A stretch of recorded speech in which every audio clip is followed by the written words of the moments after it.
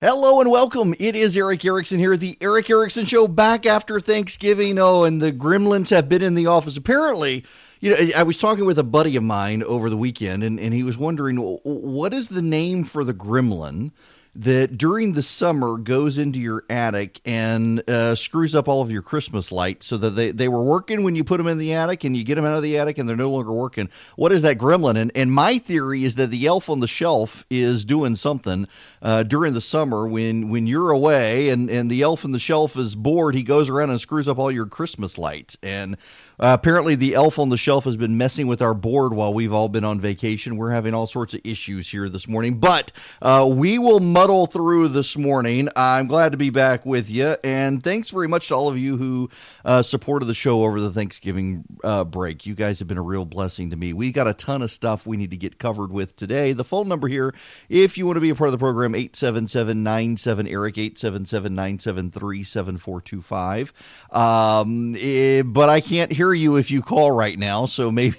you should call. I just thought about that.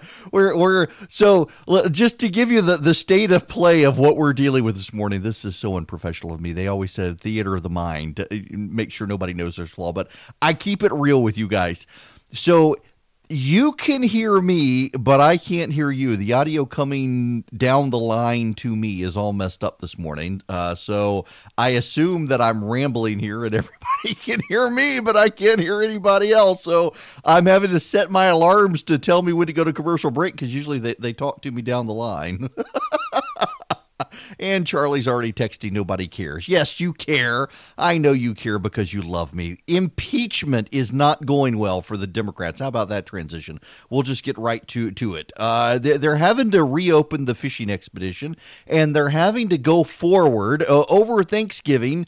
All of Congress went home. This is very important, and I don't think people pay enough attention to recess. Not your kids' recess, not you taking a break for the holidays, but Congress and the congressional recesses. It's actually a very important time for Congress to go home, and they interact with constituents randomly. They encounter people in their neighborhoods. They get what people are talking about. They get what people are saying, and there's a problem for the Democrats. And that is nobody is actually talking about impeachment anywhere they go. Here's Rick Klein from ABC News. You can't fight it. I think the counter-programming is delivering what the perception is that voters want to hear from. They're not getting asked on the trail in Iowa, New Hampshire, South Carolina, Nevada. They're not getting asked about impeachment. They don't want to talk about it because they don't really have much to add. It isn't an issue for them. I think, though, there's really not a good way for any of these campaigns to try to break through in this era. This is going to be the overriding story. And the Democratic primary is going to play out against that backdrop. As Matthew says, if this is all done by February, March, we're not going to be voting in all likelihood on impeachment next November. It's going to be a distant memory. And they have to keep their eyes on the prize. But there's no doubt this is frustrating to some of those lower tier candidates who thought this is the time where everyone is going to be dialed into the primary campaign. Yeah. And the problem the Democrats have? Seriously, I'm not making I'm so excited. I get to talk about this. Everybody around here is like, what's your deal? Why? Yeah, I get to talk about Baby Yoda. Baby Yoda, my friends, is deeply important to the Democrats on the campaign trail. Let me explain with Mark McKinnon, who used to work for George W. Bush. Sure. I think that particularly among those second-tier candidates, they're frustrated that so much of the attention is focused on Washington. But on the other hand, we're seeing the equation is not set in concrete. Things are changing. They're malleable. It's not very often that the front runner in Iowa in September wins in January or February, and we're seeing that right now. The Elizabeth Warren is that souffle is dropping. The Buttigieg rocket's got a little fuel, and things are malleable. So. We also know that in Iowa, people pay attention on the ground. They're kind of tuning out all the national noise. And we always tend to, the media makes the mistake, as all of us do, to sort of look at the national numbers, the national echo chamber, the national notion that they're all talking about Baby Yoda. They're not talking about Baby Yoda in Des Moines, I guarantee you. They are looking at these candidates, looking at them carefully. And as it always does, Iowa's going to set the bar for where this election goes. Well, In Iowa, they may not be talking about Baby Yoda, but everyone else is talking about Baby Yoda, and you should be talking about Baby Yoda. What on earth are we doing? Yes, Yoda from Star Wars. There's a problem for the Democrats, and Baby Yoda is the problem. Now, if you have no idea what I'm talking about, if you're a Windstream customer, you probably can't even get Baby Yoda. Baby Yoda is the surprise debut character on the new Disney Plus series, The Mandalorian. The Mandalorian is a bounty hunter. If you know anything about Star Wars, the Mandalorian's weapons are part of their religion. It's actually very cool. The guy's a bounty hunter. The Disney Plus, the new streaming service from Disney, their debut show, they're spending $100 million on this series. It is written, it is scripted, it is produced by Jon Favreau, who is happy on the Iron Man series. He was deeply involved in Marvel's Iron Man series, among other things. And people are just buzzing about the series. My son and I have been watching it. They release an episode a week. They're not doing the Netflix dump thing. They release a new episode every Friday. Literally on Fridays now, I get off this show at noon and go fire up the new Mandalorian episode and watch 30 minutes of it while I'm eating before I go to the gym. It is a great show, and Disney has fired it up. They're pouring money into advertising it. They are pouring money into marketing it. They are doing all sorts of tie-ins. The surprise character in The Mandalorian is Baby Yoda. The plot is the Empire has fallen, the Return of the Jedi events have happened, the Battle of Endor has happened, if you know your Star Wars, and the Republic is in chaos, the Empire is in chaos, and there's a bounty hunter called the Mandalorian. He is of a group of people called Mandalorians. He wears a helmet at all times. He looks like Boba Fett.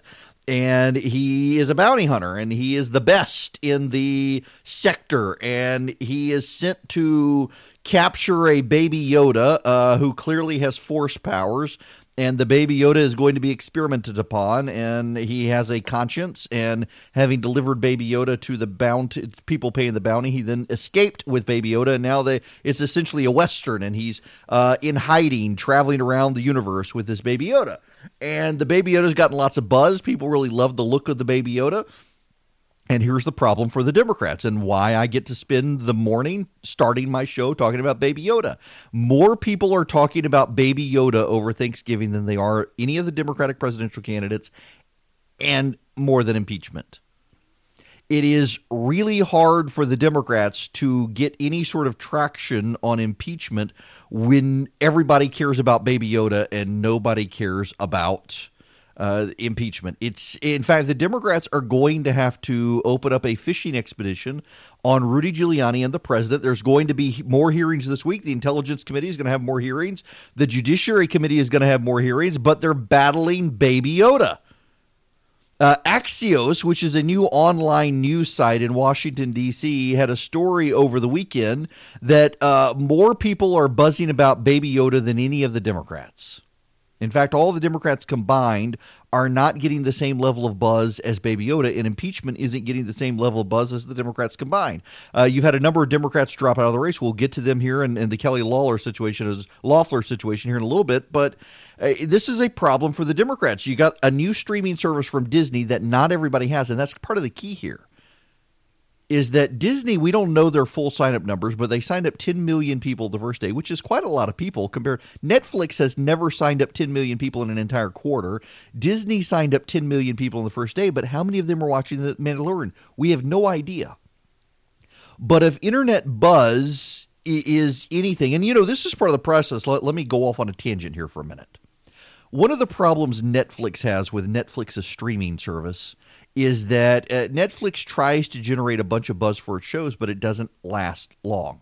How many people are talking about The Crown? The Crown has dropped, season 3 of The Crown. My wife and I watched The Crown. It's a good show, but how many people are paying attention to it? How many people are buzzing about it? When Stranger Things dropped over the summer, a lot of people were buzzing about it for a few days, but part of Netflix's problem is it drops every episode on the same day, and so you can't watch together. You watch at your own pace, and so you can't really talk about the show because I may be on episode 3 of the newest Stranger Things, but you may have finished the entire series, and I don't want your spoilers. You don't want to spoil it for me, so we can't talk about it. With The Mandalorian, every episode is dropping on Friday, so you have the weekend to talk about it. So on Monday, you get to the office and people are like, hey, did you see that scene in The Mandalorian where all the Mandalorians are piling on the other bounty hunters and killing them?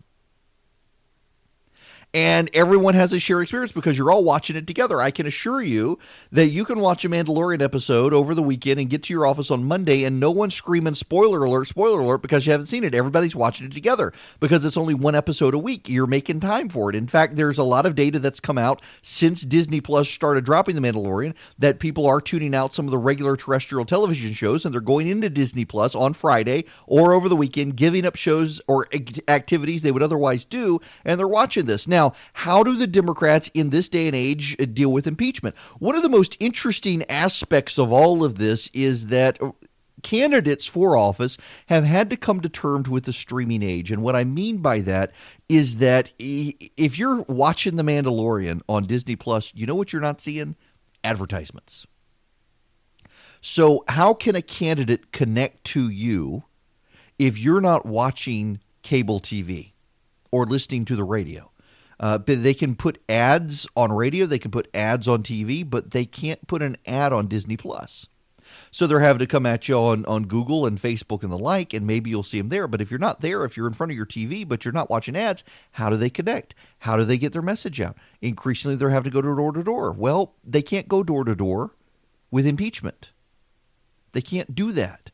They've got to come up with a way to connect to you in a way that somehow or another you're able to relate, and they typically do that on TV. Well, they can't. Now, here's this Kindlanian talking about the fishing expedition. They're going to have to expand this because they got to capture people's attention, and thus far, Ukraine has fallen flat. It's increasingly clear that the office that Rudy Giuliani used to run in New York, the Southern District prosecutors, are now investigating him and his business dealings, not just in Ukraine, but elsewhere. Subpoenas are flying. Crimes like money laundering and foreign lobbying are being examined. And this could be a bigger deal in some ways than Ukraine because Rudy Giuliani is a Fox News hero. He's a famous guy.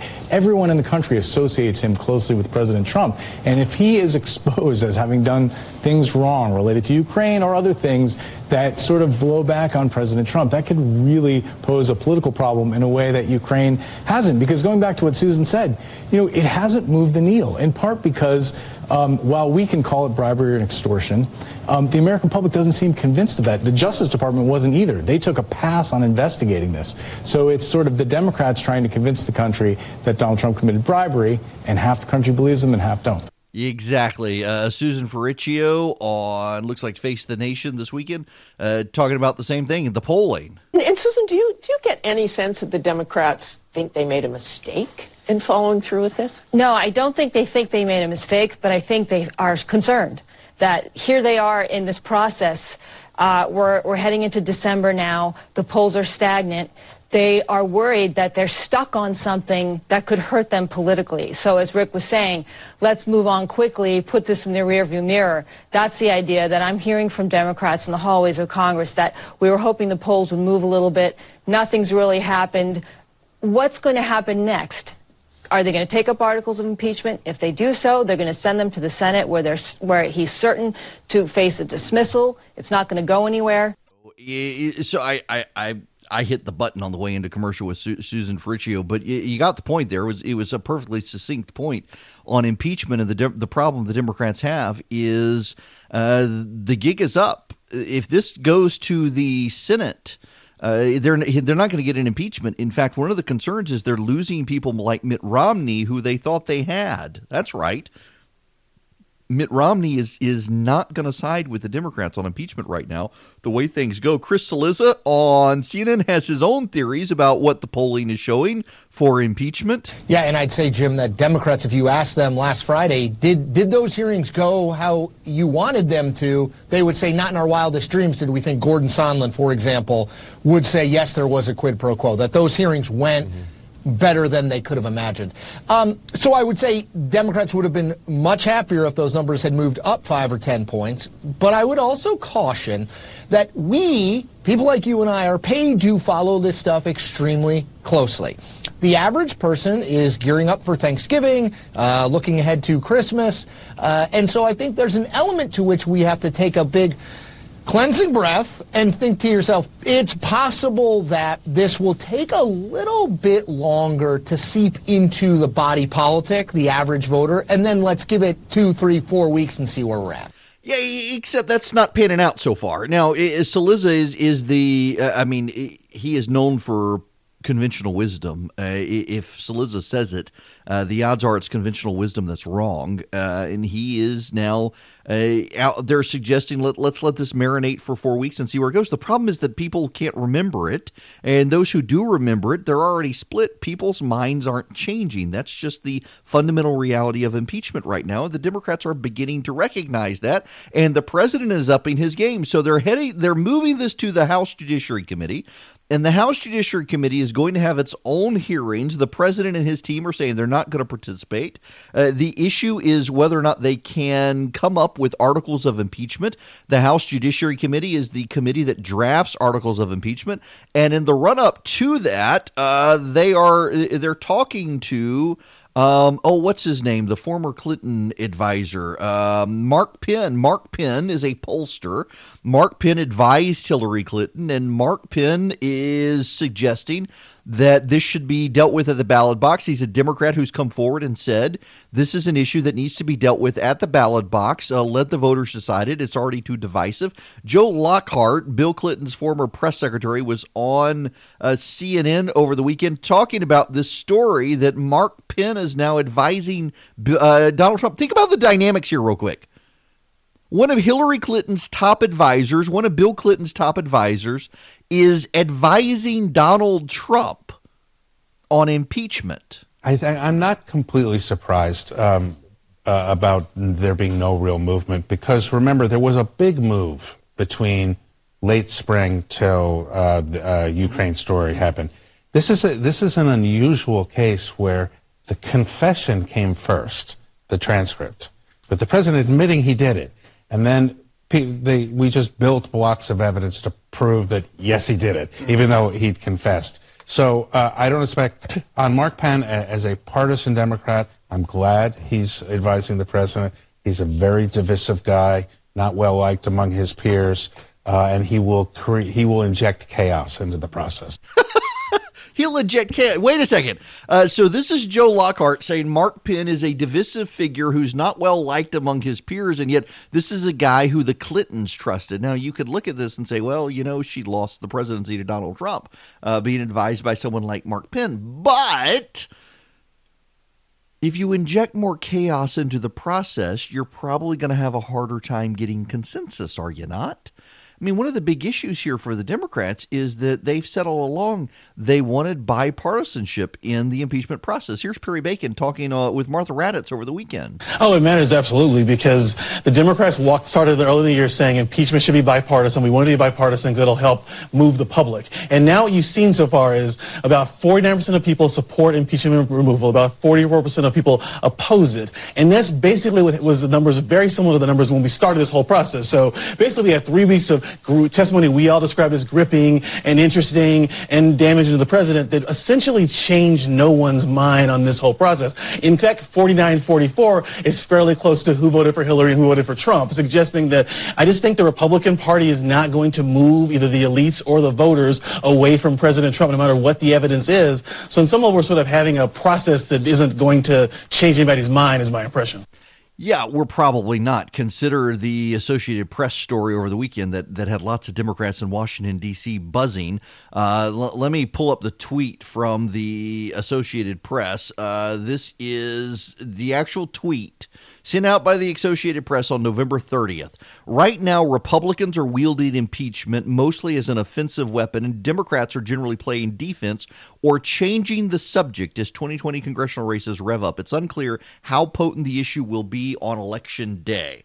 Unclear how potent the issue will be on Election Day. That suggests the Democrats are already factoring into this that impeachment is not going to matter come November of 2020. Here's the Associated Press noting that it's the Republicans on offense on impeachment. It's the Democrats on defense. Democrats over the Thanksgiving break were hiding from the press, trying to avoid getting asked by local members of the press in local communities how they stood on impeachment. And the reason is quite straightforward and quite simple. This isn't playing well in swing districts. Swing district voters, they want their own opportunity to vote on this issue in November. Now, we got to switch some gears here when we come back. You are listening to Erick Erickson on The Erick Erickson Show across the state of Georgia. Welcome back. It is Erick Erickson here, The Erick Erickson Show across the state of Georgia. The phone number is 877-97-ERIC, 877-973-7425. Well, there was a terror attack in London over Thanksgiving and also in the Netherlands at The Hague, knife-wielding bandits. The guy in London turned out to be a terrorist who had been locked up and left in prison, detained without the ability of release, even though his sentence had expired. And this plays into a larger political context in Britain that so much of the American media is ignoring, but it would be useful for you to understand the context here. Great Britain is trying to leave the European Union. They're calling it Brexit. Majority of the people in the UK voted to leave. It's been very contentious as to how to actually leave. A number of British elite are opposed to it and have done everything possible to prevent it from happening, believing that the voters are too stupid to decide for themselves what they want for their destiny. A lot of younger people are so tied into being European and not just British citizens. They, too, don't want to leave. There have been a series of efforts to undermine it. Parliament is now in an election process. Boris Johnson, the Tory conservative prime minister, up for election. He's trying to get a majority. Polls show he's probably going to get enough of a majority that he can get Brexit taken care of and leave the EU. And this plays into it. And the reason it plays into it is because the European Union Supreme Court ordered that people could not be detained indefinitely beyond their prison sentences, including terrorists. So the murderer, the terrorist who murdered the people, by the way, he had a fake suicide vest on, it appears. He wanted to be killed. The murderer terrorist was let out of prison because he was being held by British authorities beyond his sentencing. They had nowhere to send him, nowhere for him to go. They knew he was a threat to British citizens, so they left him in jail. And he was one of the people who was able to get out of prison because of this European Union order. So this plays into the election. But now here's one of the other things. So he was stopped with a guy with a fire extinguisher and a guy with a narwhal tusk. That's right. No guns in the EU. So the terrorist had knives and was stabbing people. 2 people killed, many more injured. And he was detained by someone with a whale tusk, a narwhal tusk, and a fire extinguisher until police got there. Police had guns and they shot him. Turns out that one of the people being heralded as a hero, are you ready for this, is a murderer. Yep, one of the people who stopped the terrorist from killing more people is himself a murderer. He stabbed to death a disabled woman she was taking a walk in the forest or being wheeled through the forest. Amanda Champion. She was a disabled 21-year-old woman. She was killed by James Ford in 2003. Ford ran into Amanda in the woods in Kent, outside of London, and proceeded to strangle her and slit her throat. Her body was discovered 3 weeks later, badly decomposed. He was discovered as the prime suspect after he made several calls to a charity confessing the crime and threatening to kill himself. Ford is now 42. He was sentenced to life imprisonment for the crime in 2004, with a judge recommending he serve a minimum of 15 years in prison. He was freed on prison day release when he witnessed Usman Khan violently attack pedestrians on the London Bridge with a knife. Ford and several other people intervened in the attack to subdue Khan until police arrived and gunned Khan down. At the time of his arrest, police described Ford's actions as a motiveless crime and a senseless crime, described him personally as a very dangerous man. Khan, of course, was also out of prison, serving only 6 years of a 2-decade sentence after being convicted of terror-related charges in 2012. He and Ford attended the same prison-sponsored educational event the day of the attack. One of the people murdered, actually, was also at that prison-sponsored educational event, talking about rehabilitation of prisoners, and that's one of the people that Khan murdered. So you've got Khan the terrorist, let out of jail, stabbing people to death on a bridge in London, and James Ford, who murdered someone on the bridge, stopping the terrorists. The whole thing is very bizarre. Talk about postmodern worlds colliding. And, of course, this is all going to play into the British election. The Conservatives are pointing out that Jeremy Corbyn, the far-left anti-Semitic leader of the Labour Party, he really, I mean, the man blames Jews for the sun coming up. He's that bad. That he protested harsh sentences against terrorists, including people like Usman Khan back in 2012. The Conservative Party is well ahead in the polling right now, and they will probably go further ahead in this unless Labour and the British media are somehow able to blame Boris Johnson for what happened.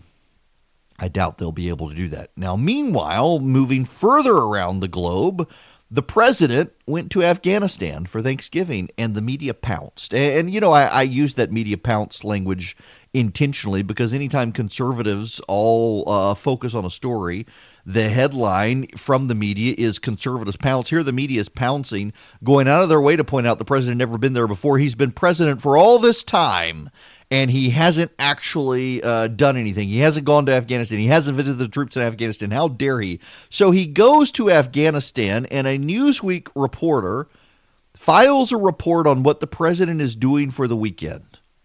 And she claims that the president is defying the tradition of his predecessors. He's not going to visit the troops. He's going to play golf and spend time alone and watching Fox News. That was the actual story from an actual Newsweek reporter who was not clued in enough to know what was actually happening. And Newsweek has fired this reporter, but they released the story and they pushed it out on social media first. So you have a story from the media, from Newsweek no less, that the president was going to spend his Thanksgiving holiday defying the traditions of his predecessors by not visiting the troops. That he was going to spend his time playing golf, and that he was going to spend his time alone in his room at his golf course watching Fox News. That was the story. And it turned out not to be true. Not only did it turn out not to be true, but after it was pointed out that the reporter got the story wrong, and that the president actually had gone to Afghanistan, the reporter doubled down, insulting people who pointed it out, saying that she had written the story before the Thanksgiving break based on what the White House said the president was going to do. And she was ridiculing the president for it. And, you know, that's part of the problem here. So her reaction, now she's been fired, mind you, because the story spiraled out of control and began to embarrass Newsweek. But she doubled down on the story because the White House told her that this was so. So instead of saying, look, I'm sorry, we ran with the story based on what the White House told us at the time, and clearly we were misled, my bad, the story's taken down, she began attacking people for ridiculing her, for getting the story wrong. And instead of apologizing for getting the story wrong originally, she doubled down on the story that this is what the White House said. How was she supposed to know he was going to Afghanistan when the White House didn't say he was going to Afghanistan? It's not her fault, but she's the one who wrote the story, and she got it wrong. There is a level of arrogance in here that we repeatedly encounter with the media these days in how they are handling these situations. There's a level of arrogance by the media these days in how they circle the wagons and defend themselves. Here's Brian Stetler on CNN. He's their media guy. Remember, his job is to cover the media and hold the media accountable. And this is Stetler on this story. So Fox and Friends this morning was talking about the president's surprise trip to Afghanistan for Thanksgiving. The banner said, "Media and Dems blast Trump over visit to Afghanistan." I'm thinking, who in the media is blasting Trump for doing a great thing as commander-in-chief? So they were talking about this reporter for Newsweek who wrote a story before the president landed in Afghanistan, basically surmising that Trump was actually just golfing and tweeting on Thanksgiving. So she put up her story. She updated it once everyone found out the president was actually in Afghanistan. But her original tweet here was lambasted by Trump supporters. And look, this was an error by Newsweek to assume that the president was just going to be golfing on Thanksgiving. But as a result, the Washington Examiner has fired this Newsweek reporter. It just strikes me that there's a lot of bad faith acting going on over on Fox and Friends when they attack the entirety of the media for one error by Newsweek. And notice he said Washington Examiner had fired the reporter. No, it was Newsweek who fired the reporter. But it wasn't just Newsweek, actually. A number of reporters, including some from CNN, were blasting the president for going to Afghanistan, playing with the fact he's never been there before, suggesting that the president had been dishonorable in some way for never having gone to Afghanistan before. That, finally the president goes. And the suggestion from one reporter I saw was that the president was using this as a political photo op in the run-up to campaign 2020. That the president had never bothered to go to Afghanistan, and now suddenly he is because the campaign is blowing up. The hot takes by the media on this stuff are deeply troublesome. But it's not just them. And those aren't the only hot takes. We should also review the New York Times coverage of Thanksgiving over the week. This is now I realize this is the opinion section of the New York Times. But just consider these are the four stories the New York Times chose to run over Thanksgiving. These are the headlines. By Paul Krugman, Why Trump Should Hate Thanksgiving, subtitle, after all, it celebrates the better angels of our nature. Charles Blow, The Horrible History of Thanksgiving, subtitle, Before You Fill Your Plate, Please Remember Why We Mark This Day. By David Silverman, The Vicious Reality Behind the Thanksgiving Myth, subtitle, If Americans continue to insist on associating the holiday with pilgrims and Indians, the least we can do is get the story straight. And by Harry Guinness, How to Deal with Difficult Relatives Over the Holidays, subtitle, Whether politics or favorite side dishes are the issue, this crash course will help everyone get along at the table this holiday season. You know, there was actually a story, I shouldn't say a report, it was an opinion piece in The Nation, the far-left communist rag here in the United States, that you have a moral obligation. You people have a moral obligation to yell at and shame any member of your family at your Thanksgiving celebration if they are not woke. Now, that's not actually what he said. What he said was if they disagree with climate change or support of the president. So if you disagree with, and by the way, I don't know anyone who really disagrees that the climate is changing. The climate is always changing. It's the entire idea that if you disagree with radically upending Western economies. So if you disagree with radically upending Western economies in favor of communism because of global warming, then you need to be shamed at the dinner table. These people actually exist. Who are these people? The most malcontented souls possible, I imagine. I suspect these are the people who don't actually go to family dinners.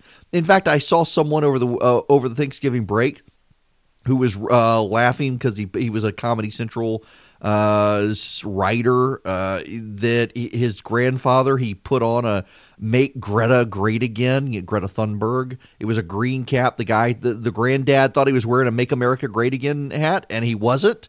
And he was being ridiculed by his grandson, and the grandson got ridiculed by people on Twitter for being that guy at Thanksgiving. Who are these people who do this? Dr. Laura was here last week with me, and I thought she made a great point. None of us are under a moral obligation to hang out with family members just because we're family for Thanksgiving, although I like my family. And I couldn't be with my immediate family. I was with my wife and kids, but I was with her family, not my parents and my sisters, who were all in Mississippi together. We talked on the phone, but I don't understand the families who don't want to be together for Thanksgiving. But I guess every family has that one problem person who just can't leave politics out of it. Sometimes, sometimes we want to avoid the politics. And sometimes we can't help it. But there's always that one member of the family, I guess, who's just intent on dragging politics into everything. So today is Cyber Monday, which I do have to laugh at. In fact, I just got a sale email from a website I subscribe to, and they're making laughing about the whole idea of Cyber Monday. They've even got all their stuff displayed as if it's on a Netscape browser from the 90s.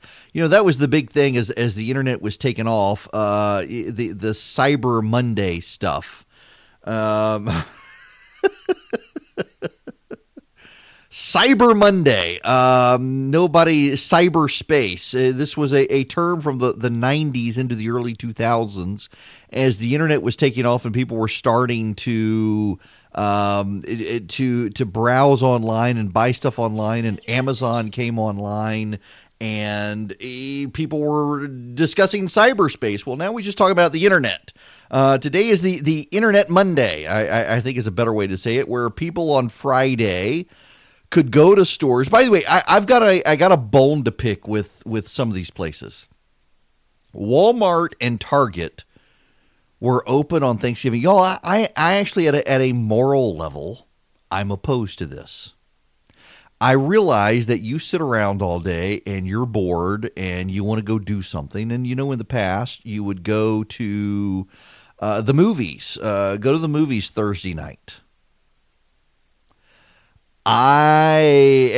People work at the theater, and I get that, but y'all, seriously, give people a day off. And I guess Christmas will be that day, but Thanksgiving used to be that day as well. You had Thanksgiving, you had Christmas, where nobody had to work except in a few select industries. And now suddenly in the retail space, you got to go work at Target. You got to go work at Walmart. Walmart, at least with Target, people who chose to work, they got paid time and a half. There's a story out over the weekend that Walmart did not pay its employees overtime. They just got regular wages, and if they wanted to use vacation day to avoid it, they could use vacation day to avoid it. Man, down here in Macon, there was a big fight at one of the Walmarts. It went viral online. People taking videos of this at a Walmart, not near my house, on the other side of town, but people punching each other, everybody fighting over the same TV. Crazy. I don't find the allure of going to Black Friday deals. And I know some people do. Some people love it. But typically what I have found with a lot of these Black Friday deals is you get inferior products. Like, for example, years ago, there was an electronic store that had a massive, I want to say it was a 70-inch flat screen LCD TV for less than $1,000. At a time, they were typically going for $2,000, and it was on sale for like $9.99 or $7.99, something like that. And people were lined up on Thanksgiving trying to get into the big box electronics store to get this flat screen TV. And when you actually looked at the specs of this TV, it wasn't a good TV. It may have been 70 inches, but it wasn't 1080p. I think it was 1080i. It only had 2 HDMI ports. It didn't have 4 HDMI ports. It wasn't a good TV. And I guess if you got no Xbox or Apple TV or Roku or Amazon Fire Stick or anything like that to plug into it, it was a great deal for you.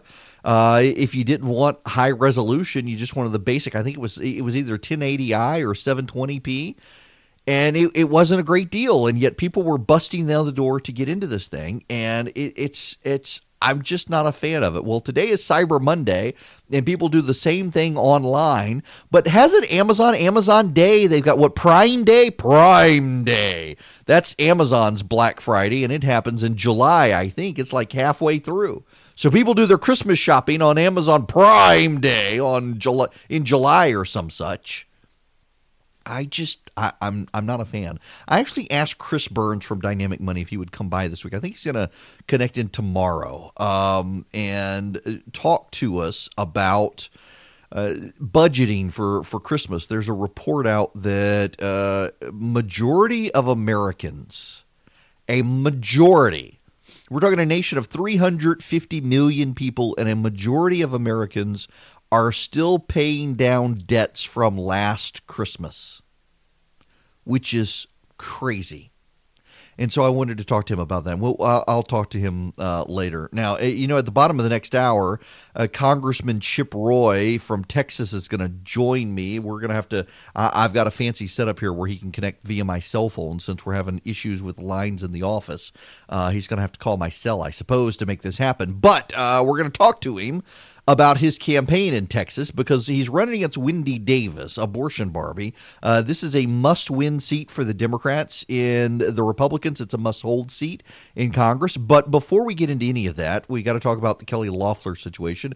It continues to spiral as Brian Kemp is now being blown up by major conservative groups in Washington, D.C. over his appointment of Kelly Loeffler. The opposition research on Loeffler is coming fast and furious from folks in Washington that she's squishy. She's apparently bad on, well, at least they're saying, there's no evidence of it actually, but they're saying she's bad on life, she's bad on social issues, bad on transgender issues from a conservative perspective. I want to delve into what I know about the Loeffler situation when we come back. In the meantime, Colin Kaepernick came to Atlanta, did the big dog and pony show, throwing the football for people to see, turned it into a PR spectacle where he refused to actually do it at the Falcons training facility. So most of the NFL teams that flew in to see him didn't actually get to see him. He's got no deals, and now he's speaking at an unthanksgiving event of Native Americans, of American Indians, I guess we can say. He's got nowhere with his whole thing. All right, when we come back here on the Eric Erickson Show, let's get into the state of play in Georgia and the Senate race. I was reminded again over the weekend how ingenious Quip's design is. I'm talking about the electric toothbrush. It vibrates every 30 seconds. It pulses. So, to change it around in your mouth, you get a very even brushing. Listen, I've been using the Quip for 3 years now, maybe. Or so. I'm on my second one, actually. I accidentally broke my first one. My fault, not their fault. In any event, they sent me a new one. And over the weekend, I guess I left it running, or I don't know, the battery died. I'm assuming it just kept getting turned on in my bag as I was traveling. But man, you slide the top of it off and it's just a single AAA battery. And the battery lasts for months, and you get a new brush head every 3 months. And with it, they send you a new AAA battery. And if you're a responsible person, unlike me, your battery lasts and you don't have to worry about it. But it's such a great design. And every time I go to the dentist and the orthodontist, I think I'm bleaching my teeth, which I'm not doing. I'm just getting a really good, even brushing of my teeth with my Quip electric toothbrush. You can too, and every 3 months you can get a new brush head for just $5. You even get your first one for free. If you go to getquip.com/Erickson right now, you'll get your first brush head refill pack for free. It's a great deal. Quip is great. You can leave it as a stocking stuffer even for someone else, and you get your first refill free at getquip.com/Erickson. That's GETQUIP.com/Erickson. Quip, the Good Habits Company. Get into a good habit of brushing your teeth. With Brian Kemp right now. Brian Kemp, of course, I think is probably playing this politically well. There are some problems, though, we need to discuss. And it comes, let me give you the lay of the land here. Based on what I know, based on the people that I've talked to, Kelly Loeffler applied at the very last minute before the governor stopped taking applications for the Senate race. And that has suggested to a lot of people that the fix was in, that it was always going to be Loeffler, and they went through this dog and pony show. What I am told reliably is that the governor's office, based on who had applied, decided that they needed to go out and find some additional potential candidates. In particular, I'm told reliably that the governor's office, those around the governor, I'm not going to say the governor himself, but those around the governor were not fans of Doug Collins being the appointee from the get-go. The reason they were not fans from the get-go, well, I was told by one person not in the governor's office that there's a Chris Riley situation, and I don't know whether that's true or not, but the person I know seemed to be convinced of it, Chris Riley being the a former chief of staff to Governor Deal. There are some issues there between Jeff Duncan and Brian Kemp with Chris Riley, and that allegedly there were suggestions that Riley may be involved if Collins were the nominee. Again, this is not from anyone around the governor, but from those who I think would know. But the other issue, the issue that I do know for certain, is that there was a lot of polling done and a lot of thinking behind the scenes within the governor's office that Doug Collins would get the Republican base and not beyond the base, that essentially the party and the donors to the party would have to spend a lot of money to get Doug Collins into the Senate because he has become a lightning rod in the impeachment issue. And in particular, they were worried in the suburbs of Atlanta that Doug Collins could be an impediment for everyone. Now, again, I think anyone who knows Doug Collins is a great guy, and he would be able to come across on the campaign trail authentically. But there was a lot of thinking among people around the governor that him being so aggressively in favor of the president in the impeachment issue in the suburbs would actually work to the Republicans' detriment because, much like Brian Kemp in 2018 was viewed as Trump's boy, Doug Collins would be viewed as Trump's boy and not his own man. And Brian Kemp has spent the last year showing people he's his own man, including now this, standing up to the president's people and the president over Doug Collins. That he's got his own identity separate from the president. Doug Collins, on the other hand, is viewed as being tied to the president, and they view that as a bad thing in the suburbs, which should tell you the state of play in the suburbs in Georgia come 2020, when internally even Republicans are realizing the president can be a liability in the suburbs with certain people that they want. So you got a problem there. So they looked at the slate of candidates. My pick was Jason Anavitarte from Paulding County. I think he would have been great. But it was not to be. The governor settled on Kelly Loeffler. He and his wife apparently know her. But she's not well known in politics. She is someone the Republicans tried to recruit in 2014, and she declined. She declined in part because she and her husband owned the company that purchased the New York Stock Exchange, and they did so around that time and believed she needed to stay put to help with that transaction, and so she did not run, and David Perdue ran instead. They were looking for an outside corporate person to run. So it's going to be Kelly Loeffler. She will be the pick. Socially conservative groups are not happy. They're not happy for a number of reasons, and they got some legitimate gripes here. She sits on the board of Grady Hospital. Grady Hospital is a training ground for abortionists in Georgia. She is involved with Georgia Research Alliance, which has advocated for some scientists who do embryonic stem cell research. She has also been involved in a group that advocates for transgender rights, or so I'm told. This is what the opposition research says. Governor Kemp's people say that she is a devout Catholic, socially conservative, and has a worldview to go with it. That she is conservative, but she's also a corporate business leader, and by virtue of being as prominent in the business community as she has been on prominent boards like the Georgia Research Alliance and Grady Hospital and Georgia Power and things like that, where you would expect someone of her stature and position to be, whether she's conservative or not. They say that she will be socially conservative. Let's. I don't want to dance around this with you people. I'll just be candid with you. If the governor's got this wrong, he's toast in 2022. If the governor's got this wrong, the Republicans are going to lose the Senate seat in 2020. Now, why do I say that? Doug Collins is signaling again that he may still run for the Senate. Doug Collins wants it. And in fact, I got to say that to some degree, Doug Collins and those around him are why we are in this position. The governor and his team never had an intention of giving this to Doug Collins.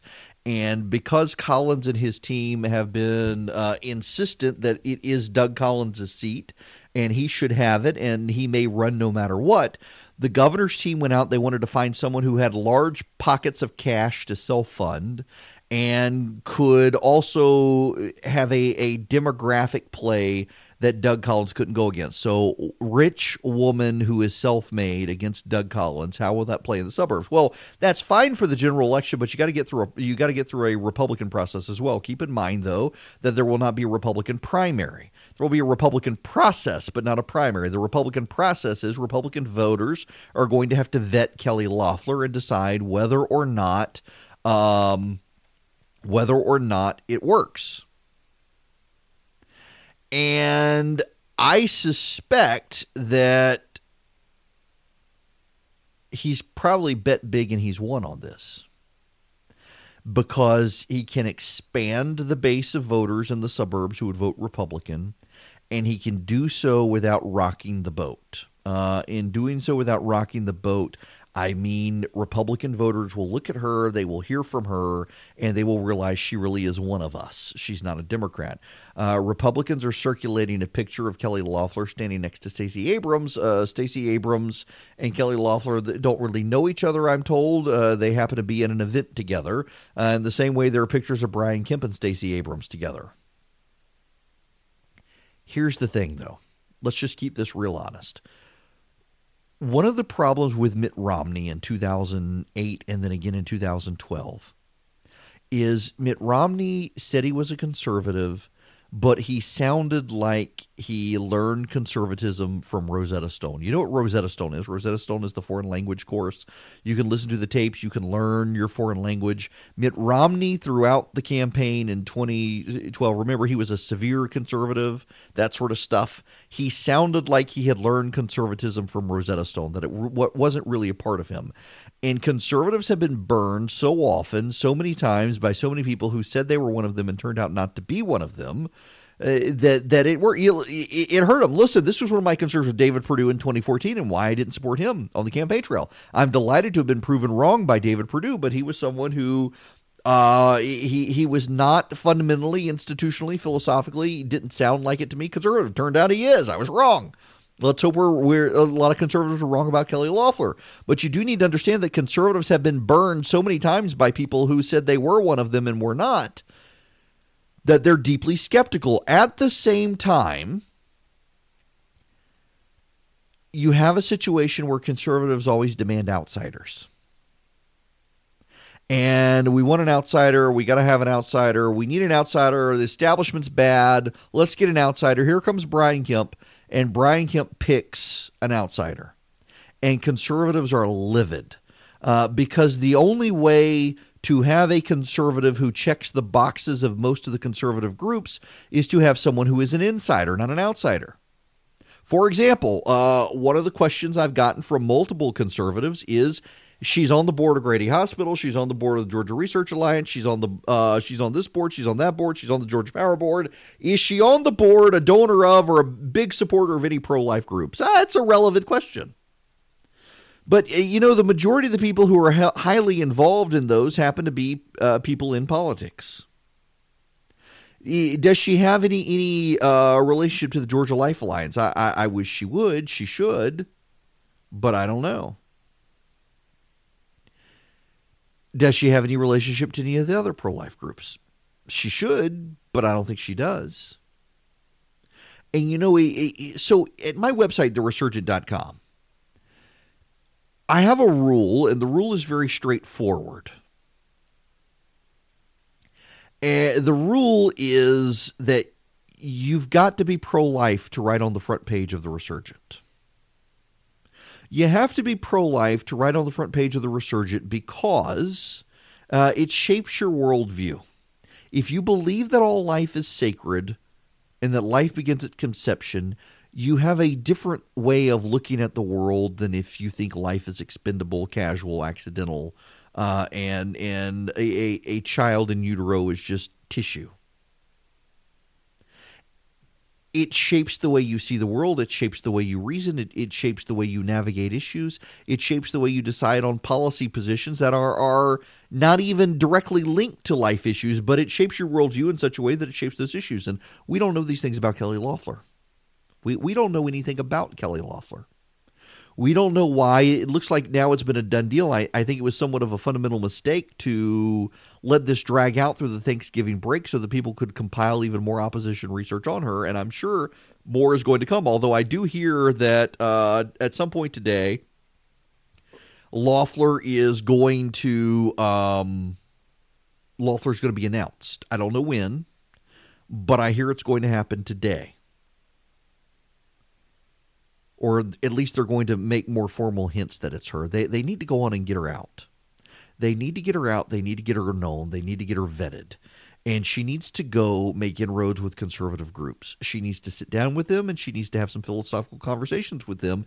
And she needs to be prepared for those conversations.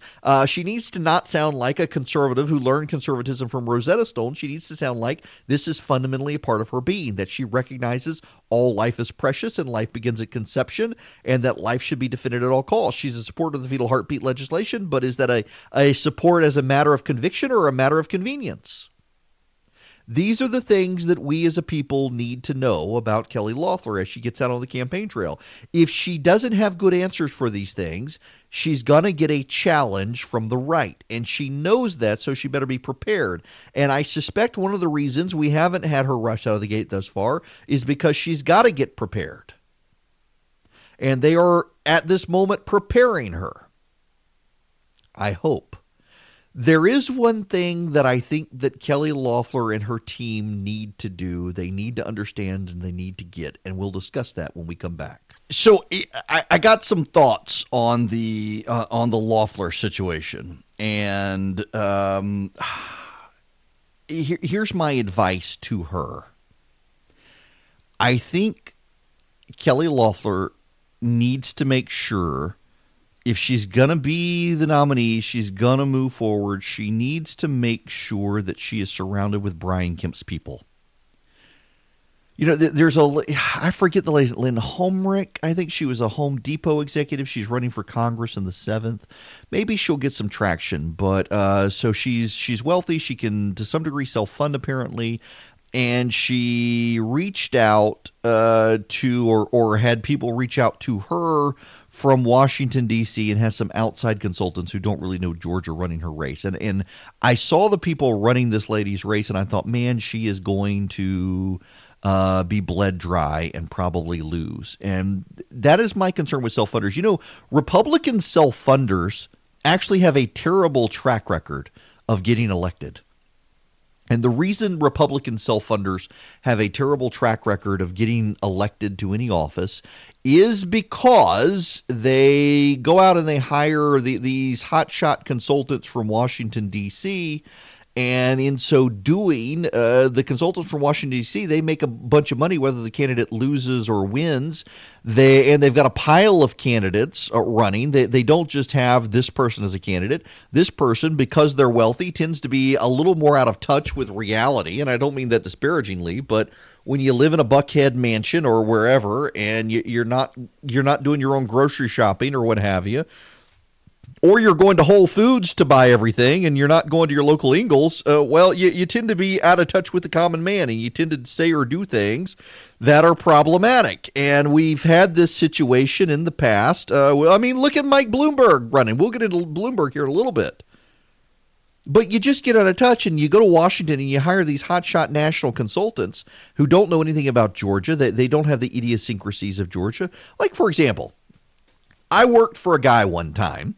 He actually won. He won. Well, I don't mind telling you, it's Saxby Chambliss. Saxby Chambliss. I volunteered with Saxby in 1994. I was in the College Republicans at Mercer in Macon.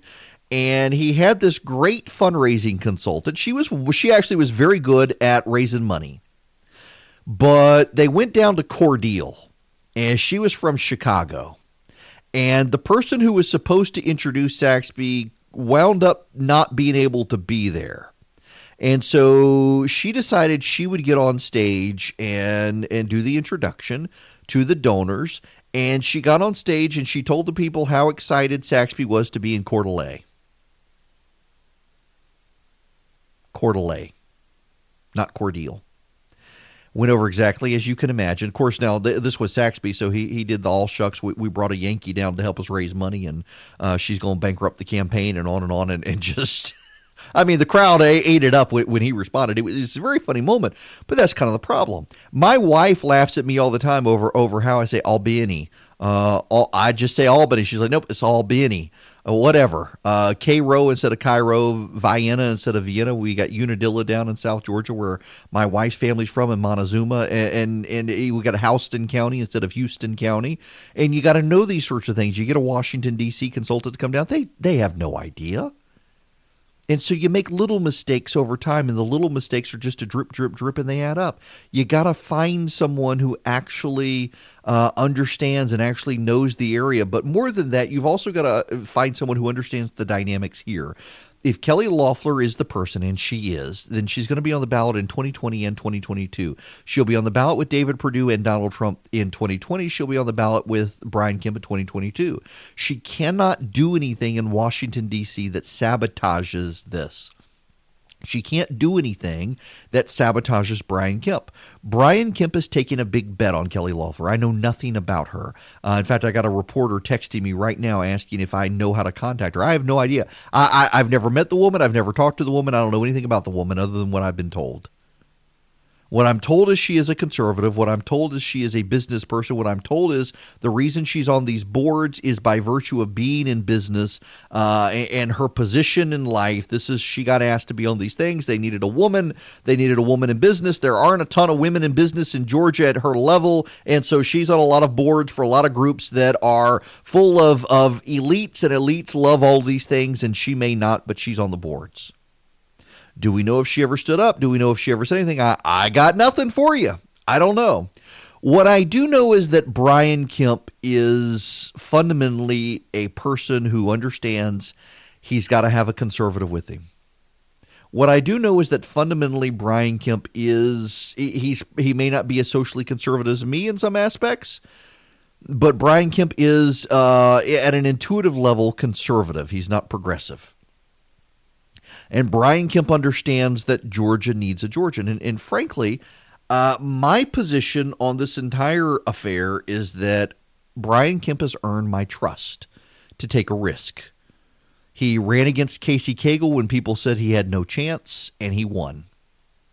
He signed the Feel Heartbeat legislation when people said that it would destroy him and the GOP, and he won. Time and time again, Brian Kemp has stood up and taken risks, and those risks have paid off for him. And I think this is another one of those examples where we should let Brian Kemp take a risk and see if it pays off. I assume that it will. I assume she'll be conservative, and I assume we'll be finding out anytime, and I've invited her on this program to roll her out. When we come back, we got to talk about another race out there. All righty, we are back. Eric Erickson here, the Eric Erickson Show across Georgia. The phone number, 877-97-ERIC, 877-973-7425. Joining me now from Texas, an actual friend of mine in Congress. You know, people say, oh, members of Congress are friends of mine. No, this is an actual friend who happens to be a congressman. Congressman Chip Roy, who's announcing your reelection today down in Texas, aren't you? I am, Eric. Thanks for having me on. I hope you and Christy and your wonderful family had a blessed Thanksgiving weekend. We did. I hope you did too.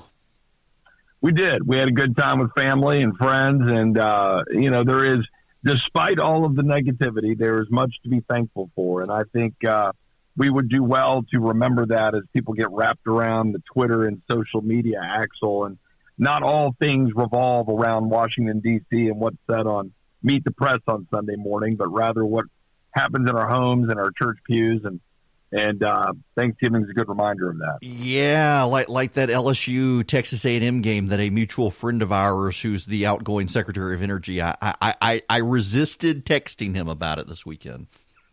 Well, you know that hits a little close to home with my lovely bride, who's also an Aggie. Yes. Hey, look, I'm speaking for this, Roy. We're all Tigers right now. I want LSU to ride in and I want them to have a good march through. I guess though there in Georgia, you got some. You're putting me in a difficult position now. Yeah, I am. Hey, you went there. Yeah, that's true. That's fair. All right. Well, we're not here to talk about that. We're here to talk about your campaign. Wendy Davis, who ran for governor, who came to fame by filibustering a pro-life measure in the Texas legislature. She ran for governor and lost, flirted with, I guess, running for the Senate and didn't. And now she wants to run for your congressional seat. And meanwhile, you're over there serving the people of Texas, but the country as well with being in Congress.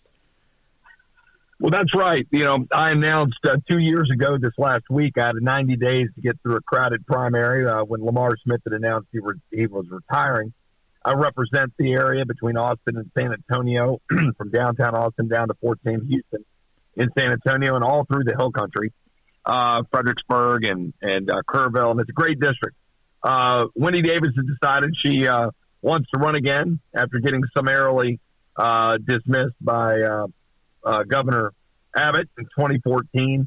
I think she is looking to try to continue to make a political name for herself, but at the end of the day, she's completely out of step with the vast majority of Texans, particularly those in the district I represent. You know as well as I do, she made her name on the floor of the Texas Senate, filibustering to try to preserve and promote third trimester abortion.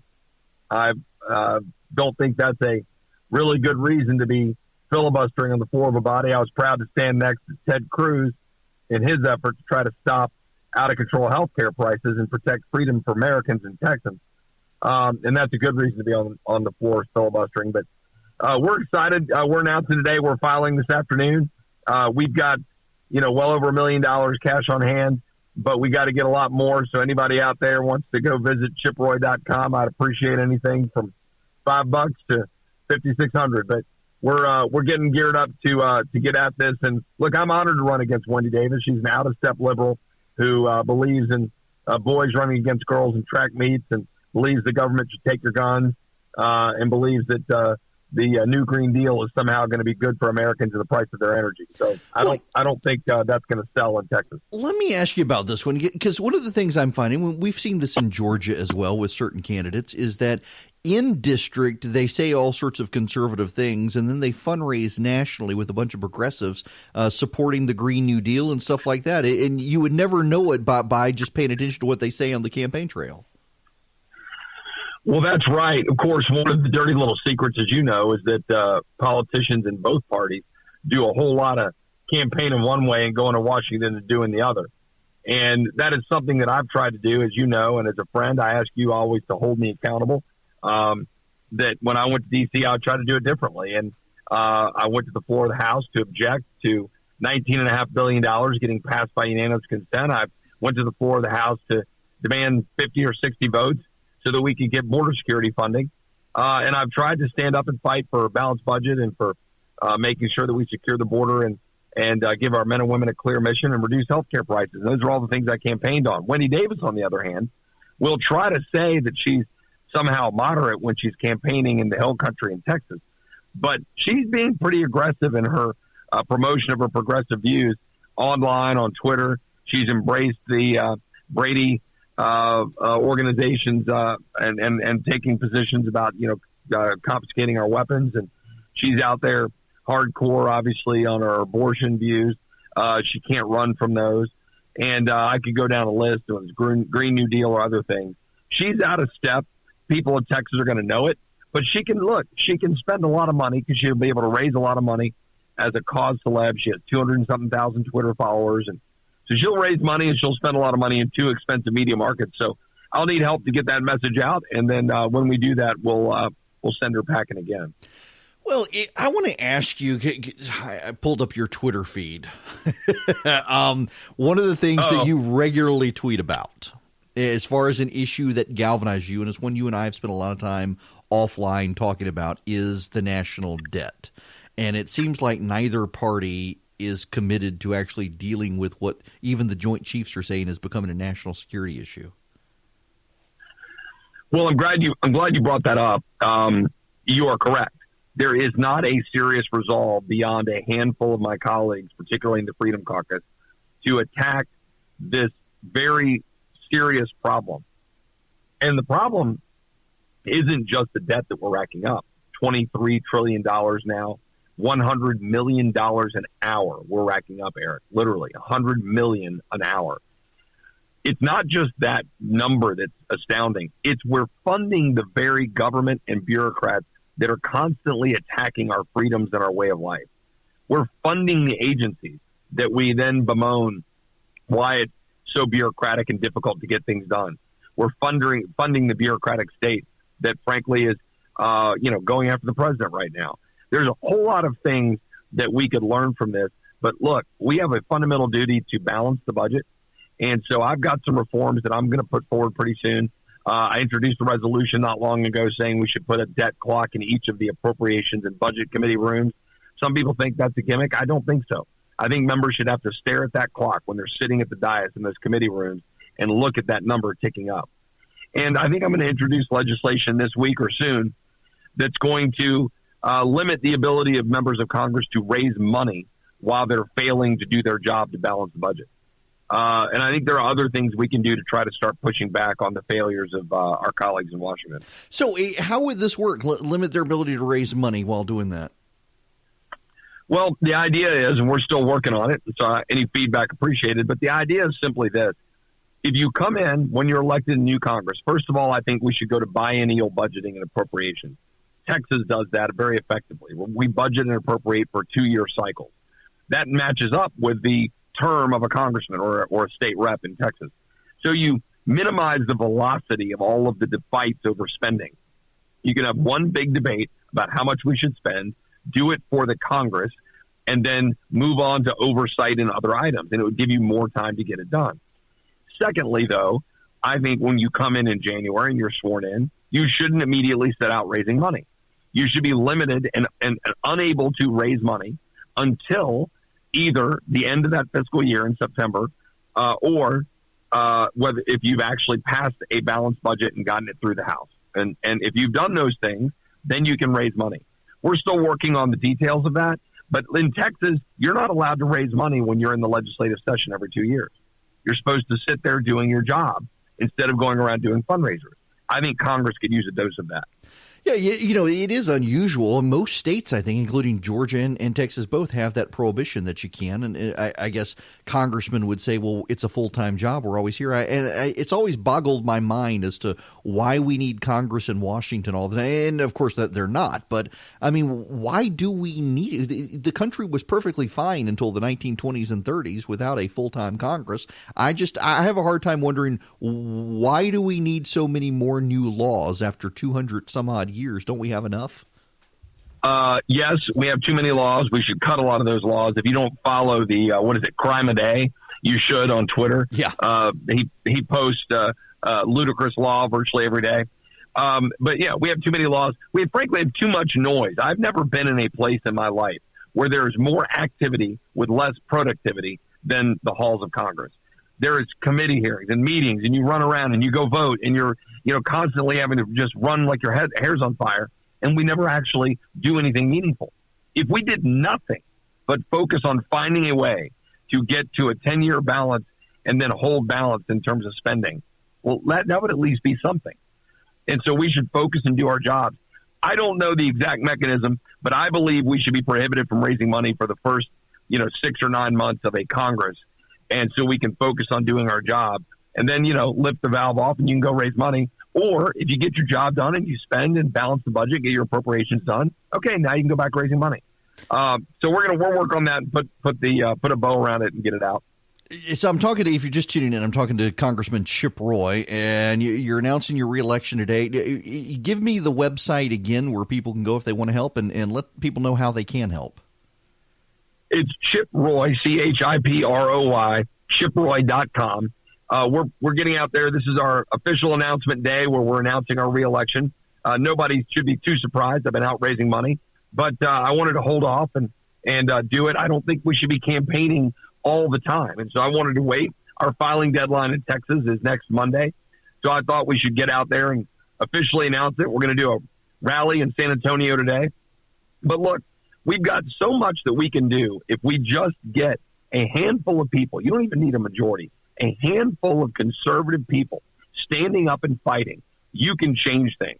The 30-second example, I know you're on a time crunch, is this summer when little old backbencher freshman Chip Roy in his first year had the Speaker of the House's staff coming to him to say, what will you do to stop the pain when I forced 50 or 60 votes in June because we needed the dollars for the supplemental to deal with the border crisis. Nobody was fighting. We stood up and fight as the Freedom Caucus members joined, and we forced a vote, and we got it done, and they were able to start getting the numbers going down. Now the numbers are far less than they were in May. It is not hard to do our job. We just have to do it. Well, we want to keep you there doing your job, and I appreciate you stopping by. Good luck to you on the campaign trail as well. And at some point, I'll have to discuss with you that my wife is trying to convince the kids that our family vacation this coming year needs to be out in your neck of the woods. Well, you should do it. You always got a spot here. Come visit us. Give your beautiful wife a hug, and we'll talk to y'all soon. All righty. Chip Roy, congressman from Texas. And yes, by the way, if you're wondering, that is the same Congressman Chip Roy who held up the disaster relief down in South Georgia over the summer. But he did so, just as he was saying here, on principal issue. He wasn't opposed to the funding. He was deeply opposed to, if you'll recall, the Democrats had slid a bunch of provisions in to the emergency supplemental bill, and he was willing to take the fire from even folks here in Georgia by opposing a unanimous consent resolution because the Democrats had slid a bunch of spending in. And that's what they do, and that's one of his concerns, is time and time again, Democrats in Congress and Republicans in Congress, both, they do these emergency supplementals like with disaster in South Georgia, and they pile a bunch of unrelated things in, and they know that everyone's going to want to pass this out quickly, and no one's going to actually want to read the legislation and realize that there were carve-outs for Nancy Pelosi's friends and John Boehner's friends or whoever the Republican leaders' friends are, and you just got out-of-control spending. He supported the actual emergency disaster relief down in South Georgia. He's just opposed to all the other stuff that got piled in, sight unseen, and the exposure caused them to pull some of those things out. The final legislation actually went down in price because they yanked out some of those stupid provisions they tried to pile in and get spilled over. And I realized he was vilified by some people down in South Georgia for doing that. Governor Kemp blasted him, but I've got his back on this. It's mind-numbing to me as it is for him to see people in Congress say we got to help the farmers in South Georgia. And they don't really want to help the farmers in South Georgia. They want to pile a bunch of stuff in for their friends and cronies and then use the farmers in South Georgia as cover to reward their friends. And he shined the spotlight on it and got vilified for doing so, and he held his ground. And frankly, I think we need more people like that in Congress. You know, one of the first things he did when he got into Congress, Chief of Staff Wade and I are also friends, and he had Wade go out and try to find a debt clock for his office, which were hard to come by. They've got one in downtown Atlanta now. They've got a new national debt clock in Atlanta, showing you how the national debt is accumulating. We need more guys like Chip in Congress. He's not in Georgia. He's in Texas, but he's in a must-win seat for the GOP and for the Democrats. They've got a far-left radical Wendy Davis running against him. He could use all the help he could get as he raises money to campaign there. ChipRoy.com is his website, and we won't hold it against him. Well, he's actually a Virginia guy. His wife's the Aggie, but I guess we need to deal with the LSU-Georgia race when we come back, don't we? The phone number here is 877-97-ERIC, 877-973-7425. Buddy of mine who lives over in Alabama tweeted out, the largest mega churches in Alabama are Jordan Hare Stadium and Bryant-Denny Stadium. Man, that Auburn, Alabama game, goodness gracious. I took the kids to, there's this pizza restaurant down in Warner Robins, and years ago they used to mill their own wheat, make their own flour. I don't think they do that anymore. It's still a great pizza place. My father's place on Moody Road in Warner Robins, if you're ever down that way. And so I took the kids down there. Christy didn't want to go. I took the kids down there, and everybody in that place was staring at their phones watching the live stream of the Alabama-Auburn game. I mean, the whole place was quiet. It was hilarious. The only thing you could hear off people's phones was the Auburn-Alabama game, which was absolutely crazy to think you're in a restaurant and everybody's sitting there watching this game. Well, you couldn't help it if you got an iPhone and you set up your sports package or whatnot through Apple TV, you get a text message, and I'm sitting at the restaurant and get a text message that that Auburn has pulled ahead of Alabama. And everybody must have gotten the exact same text message, because suddenly everybody stops what they're doing and gets on their phones and starts pulling up the live stream if they can. If they got CBS Sports or somehow people were in there trying to get it. One guy had it, turned on the volume, and everybody's just listening to the game as they're eating their pizza, oblivious to the fact that the carbonation has gone out on the fountain drink, so everybody's having to drink either water or lemonade at the restaurant that night. But so then Saturday, I started the decoration. By the way, am I allowed to admit this? I don't know that I should say this, but I'm going to. Are we allowed to hate people who already have their Christmas cards out? I mean, I realize it's now technically December, but my Lord, I don't even know if we're doing Christmas cards this year. Normally we do Christmas cards, but we didn't get a family picture taken, and I guess we probably should have over Thanksgiving. Normally I'm the one who does it, but we all stayed super casual and relaxed over Thanksgiving, so we didn't do it. And I've already got people, we had Christmas cards. Like, we got back from Thanksgiving on Friday. We went up to my in-laws Wednesday and Thursday, came back Friday, got here Friday evening, went and checked the mail, and already had the first Christmas card. It's like, seriously? Already? It is Monday, December 2nd, and we've already got people's Christmas cards. This is just, I hate you people who are that organized. I realize it's jealousy, but it comes across as hate, and I just need to be honest with you. I'm not that organized. And we do everything through Minted, which has our address book, and so it automatically labels everything. We're not there yet, folks. I'm sorry. We're not there. But so I went outside at halftime from the Georgia Tech game and started decorating on Saturday, and I lost track of time, and I did not go back inside. And then I started seeing all of my neighbors with their Georgia apparel on, and they were all outside, and thought, man, this game really was a massive blowout, wasn't it? It just... Hey, Siri, what was the Georgia Tech football score?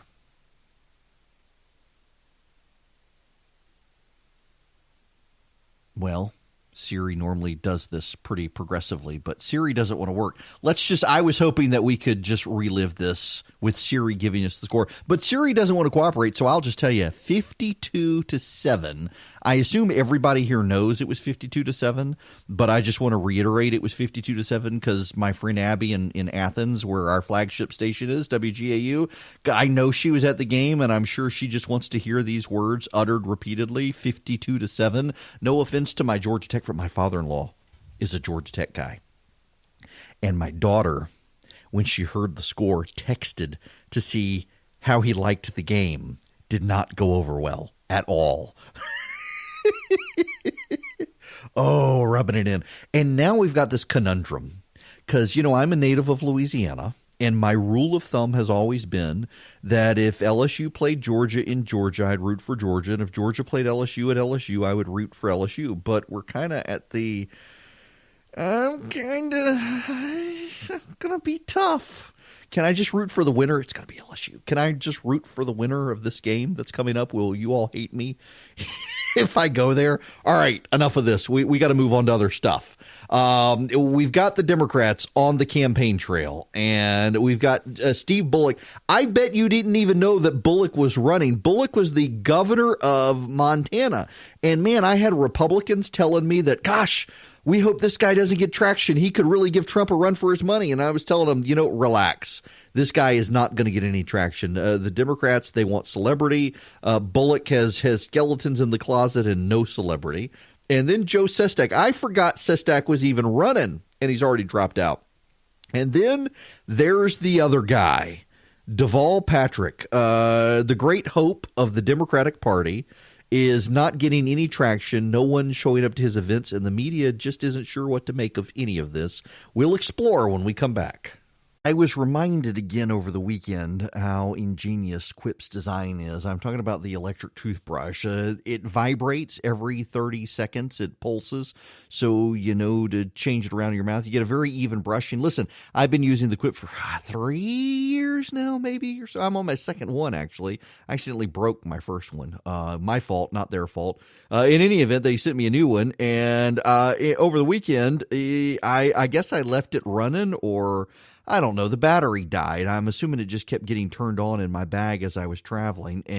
But man, you slide the top of it off and it's just a single AAA battery, and the battery lasts for months, and you get a new brush head every 3 months, and with it they send you a new AAA battery. And if you're a responsible person, unlike me, your battery lasts and you don't have to worry about it. But it's such a great design.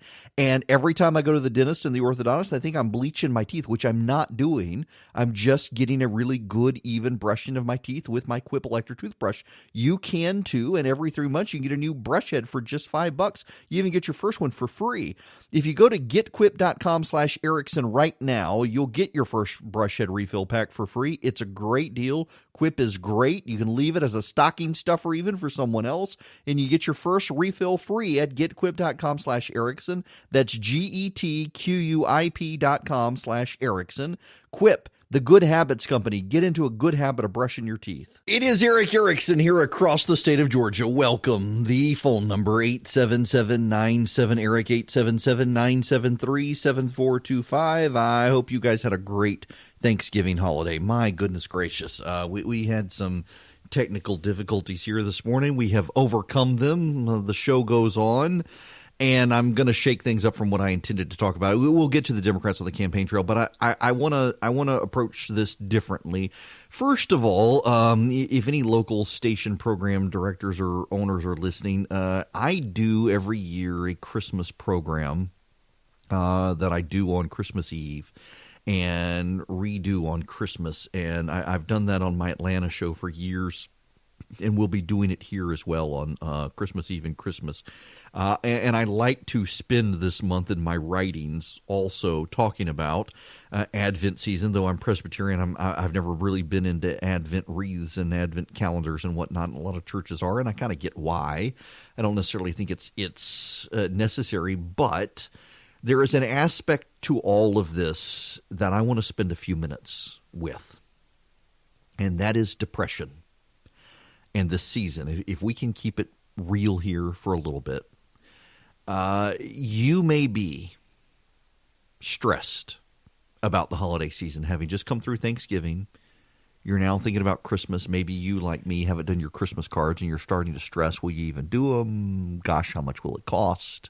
Who do I need to send them to? Or shopping. There's a story out, and I asked Chris Burns to stop by tomorrow from Dynamic Money to talk to us about the stress of the holiday season and spending. This is a difficult time for a lot of people. It is a time when suicide rates go up.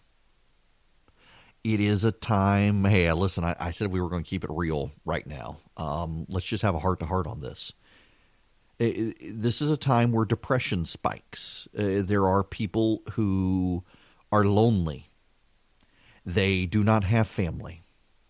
The media sells them an image of Christmas. The Hallmark Channel sells them an image of Christmas that doesn't pan out for many of them. And they want that. And because they see it in culture, they see it on TV, they think that there must be something wrong, and they go in search of it. I understand why people get overwhelmed at this time of year. We live in a society right now where the numbers show that there is full employment. Everybody's got a job who wants a job. Everybody's got a job who can get a job. Some people are working 2 jobs, and those jobs are being counted as 1 job because they're making 8 hours a day, even though they're barely making money. you got people who are struggling. And I realize that when Democrats are in power, progressives are not supposed to talk about how bad some people have it. And when Republicans are in power, conservatives are not supposed to talk about how bad it is out there for some people. But let's just admit there are people out there who, through no fault of their own, are not gainfully employed right now. They're struggling to make ends meet. They're hearing the headlines that everybody's got a job. They don't have a job, but everybody's got a job. They're in that 3.4% here in Georgia who don't have a job. Many of them through physical or mental defect, no fault of their own, but some because they've got skill sets that don't line up with what people need these days. There are farmers who are out of work right now. There are farmers filing for bankruptcy. There are farmers who can't even file for bankruptcy because they know that there's just no point. They're going to lose everything. And so I would encourage everyone here to be mindful of that. I would encourage you to be mindful of your neighbor, your friend, who everything looks great on the outside, but on the inside there's something amiss. There's a level of stress there. My church that I go to First Presbyterian in Macon, PCA, and we collect a lot of money every year for a lot of causes. And on Sundays, when we only do communion, the Lord's Supper, once a month. There are theological reasons we only do it once a month. I realize there are a lot of churches that have gone to every week because that's what the early church did. But just as a random tangent, Scripture says that if you take it improperly with an impure heart, you haven't repented, bad things can happen. And with our church, they want to give everyone notice and time and be aware and prepare yourself. And they don't want everybody to take it for granted. And they also think that if we did it every week, it would just become kind of a rote routine. People would start taking it for granted, and people would stop preparing themselves for it. And given prescriptions in Scripture, we do it once a month. When we do it once a month, we also take an offering at the door when people are leaving church, and all the money that's put into the offering place goes to our church. And that money goes to take care of people in our church. And our church is quite generous with people within our church. But I know people in our church who have fallen on hard times who, because of pride or other reasons, refuses to acknowledge that they need help. And it is harder and harder, particularly we've been terrible about going to church this year. We really have. Confess my sins, I have been bad about going to church. My whole family's been bad. We have been sick one after the other. We've been traveling. We've come up with all sorts of excuses to not go to church. And there are some issues there. But there are a lot of people who go to church regularly who are on hard times, and they don't want anyone in the church to know about it. They don't want to ask for help. It is mostly a matter of pride. And it is something that I think churches that succeed and thrive do good at, is having a membership and a congregation, a leadership that is in tune enough with the sensibilities of its members to know when something is wrong and go find them. But there are many, many more people out there who don't go to church regularly, who they don't feel that love, or they do go to church and they show up at 11 on a Sunday and they're there for the hour and they leave, and they're not otherwise part of the church community. There are those without the community. There are those without any faith community. There are those without any family around. There are those who they don't know where to go. And those are the people who fall under the radar. And I don't know that I have the solution to find those people, the ones who don't want community, who don't seek out community. You know, the saying is trite that no man is an island, but the reality is we are communal creatures. I've preached on Genesis 1 before. And it was actually very funny. The very first time I ever preached, I preached in Colorado at an event, and it was kind of funny. It was a political religious event, and the people who were in politics were asked to talk about religion. The people who were in religion were asked to talk about politics, and I was asked to give the Sunday sermon because I had been in seminary, and they wanted something out of the box, and so I preached on Genesis 1. Specifically, I preached on Genesis 1:1. And one of the things I said you can derive from Genesis 1:1 is that God wants a relationship with us. And because we are created in God's image, we want relationships with each other. God says that he needed to create Eve for Adam because man should not be alone. And there are a lot of people who are increasingly alone. There are a lot of people who increasingly turn online. One of the common traits of a lot of the radicalism we've found in this country over the last several years, as mass shootings have gone up and more young, mostly white men have been involved in shootings, is that they have traded their offline physical interactions with people for an online community that looks just like them. And they seem very much engaged and plugged in, but the reality is it's a false engagement. It is a false community, and the reality is they're actually isolated. And more we find people who are isolated in that way.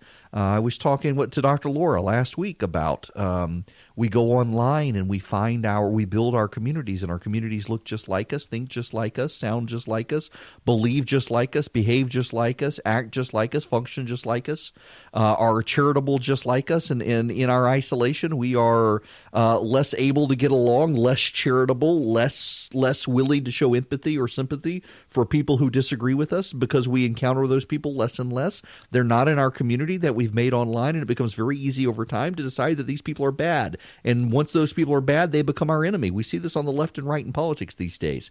We engage in politics with people who think and look just like us, and it becomes easy to otherize the people on the other side. They're no longer our opponents. They're our enemies. They no longer have different ideas of what might work best for this country. They have ideas that we think will destroy the country. And in some cases, that's true, but in most cases, it's not. They just have a different way of looking at the world based on their own life experiences. And we presume that based on their own life experiences that they're wrong, they're bad, and now they're evil. We isolate ourselves, and that is part of the problem in politics right now, and is part of the problem in society as a whole, is we live isolated existences. And here we are in the holiday season, and there are people in isolation. They don't even realize in some cases they're isolated because they're constantly plugged in. They're getting messages from people on Facebook. They're on social media. They're on Instagram seeing pictures of other people. They're posting memes. But they never leave the house. The only physical people they encounter are when they go to a restaurant or a grocery store. And it fuels a depressive state at this time of year. You may encounter your family at Thanksgiving. You sit around the table and you realize because you've isolated yourself that you really don't have anything in common with your family anymore. You can't talk about things outside of the stuff you interact with people online. I know people. I know very well a few friends of mine who can't talk about anything other than politics these days. It is so consuming to them. It is all they do, 24/7 politics. It's one reason I like to cook so much. It's one reason I send out recipes on here. It's one reason. And by the way, I'm going to send out my ginger molasses cookie recipe in a couple days. If you want it, text recipe to 33777. If you're already on the list, don't worry. You don't have to do it. But if you're not on the recipe list, text recipe to 33777. I got a great ginger molasses cookie recipe. Great for this holiday season. So one reason I do that, though, is to have something to talk about, something to engage with other than politics. These days, politics has become so all-consuming for people, it has taken the place of religion. People they've got sacraments, they've got dogma, they've got orthodoxy, all in politics, and everyone who disagrees is a heretic in need of burning.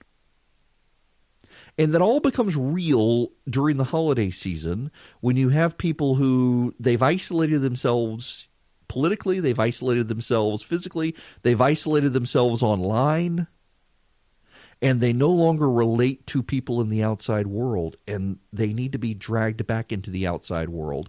They need to be dragged back into a relational existence with other people. And sometimes the people don't want it because pridefully they've gotten themselves in a bind. They don't want to admit that they've messed up. And it all becomes very, very difficult during the Christmas period in particular. Because during the Christmas period, we see the Hallmark Channel shows and we see the commercials on TV and we see the ads and everyone's happy and everyone's smiling and everyone's around plenty and a bountiful presents and a tree with lots of beautifully wrapped things underneath it, and it stresses people out, and we don't have that, and that's not our real world. The real world is messy. The real world is broken. The real world is sinful. The real world is dirty. In the real world, people don't have piles and piles of presents under the tree. In the real world, we don't have massive amounts of people with the perfectly brown turkey sitting in the middle of the table while we're all holding hands and smiling and talking, and in the interracial mixed diversity family of everyone sitting around and smiles and singing. We don't have any of that. It may be the ideal, but it's not the real world. The real world is messy. The real world is 5 of us sitting around the table, and we've cut up the turkey, and we've got it on everybody's plate, or we've got it piled on the kitchen counter, and go feed yourself and come sit at the table together, but we're not going to display it like that. In the real world, people's presents are wrapped terribly. The bows aren't just so. The real world and the ideal are different. And at this time of year, consumerism, commercialism, culture, the media pushes hard the ideal, the pretend. And we could all remember, we could use it for ourselves mentally, that we're not perfect, and life's not perfect, and life's not fair. And what matters is not the perfectly wrapped pile of presents under the tree, but the people in your life. And there are those of us who have isolated ourselves so much from real people in the real world, and it's not good for us to be alone. And if you are alone, I hope you'll find someone or somewhere with a physical reality where you can actually go be and exist with other people and not just online, because it's not healthy for you.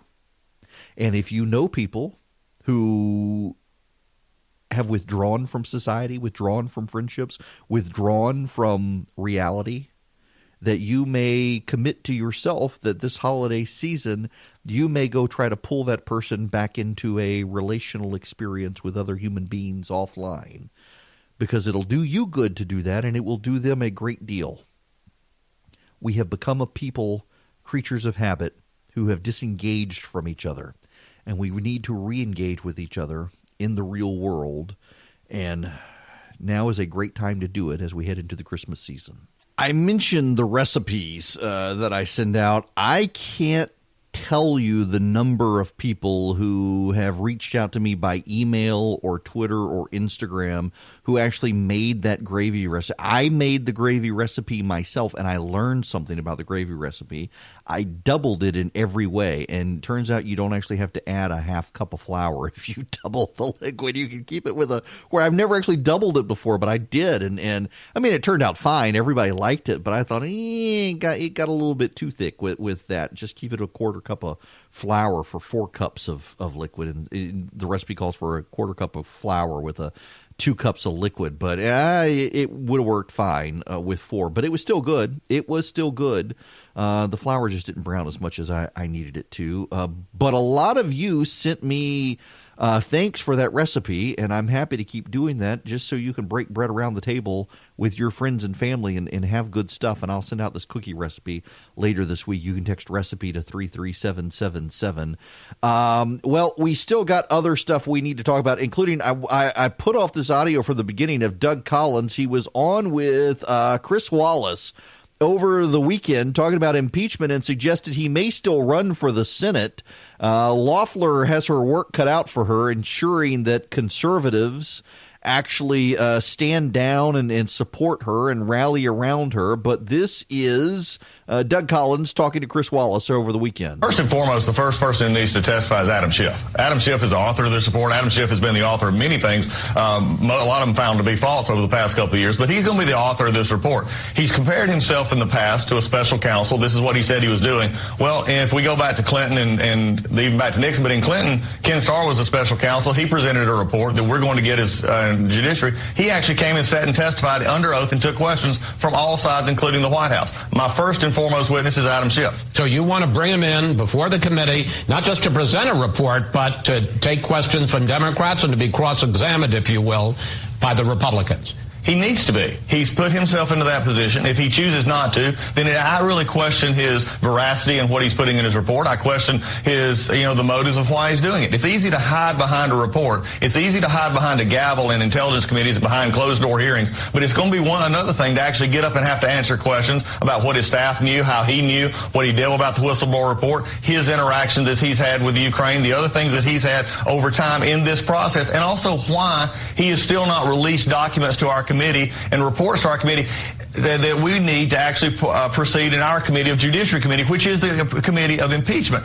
I have a question. Why are they hiding this stuff from us? If they think they have such a case, give us all the materials and don't let Jerry Nadler write a crazy letter that says on the 6th, let us know who your witnesses are. We don't even have the information from the Intel Committee yet. This is why this is a problematic exercise and simply a made-for-TV event coming on Wednesday. Yep. It is a made-for-TV event that they're going to have. I think Doug Collins is honestly the governor may be doing Collins a favor. He is right where he needs to be. He really is. And it's telling to me that Nancy Pelosi moved impeachment as much as she could into the Intelligence Committee in large part to take Doug Collins off the stage. And now there's no way to avoid it going back to the Judiciary Committee, and Collins is going to be on the stage, and he runs circles around the Democrats on this stuff. He's just that good. And he's a nice guy, and the Democrats like him too. And that makes it more difficult for the Democrats because Doug Collins is someone, it's not easy to hate Doug Collins. He's a nice guy.